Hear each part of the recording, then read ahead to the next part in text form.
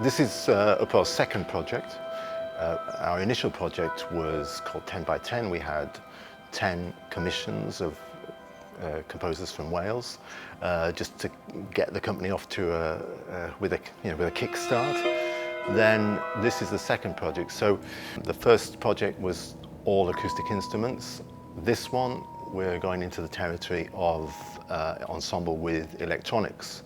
So some of the pieces are simply the instrumental sounds amplified, but more of the pieces have live electronics where the sounds of the instruments are treated before being sent through the microphone. So the treatment could be anything from reverb, fuzz, but it could also, that the sounds of the instruments trigger something else in the electronics. And it's intentionally a mixed group of instruments. It's not all strings. So we have some strings, some woodwind, brass, percussion, harp, keyboard. And in this project, which is one thing I'm particularly looking forward to, is that there's electric guitars, and that's not an instrument I've particularly worked with too much. It tends to come into the pop and rock world more, but it's great to have those sounds in this ensemble. Almost every work we would play for this sort of ensemble would be a premiere.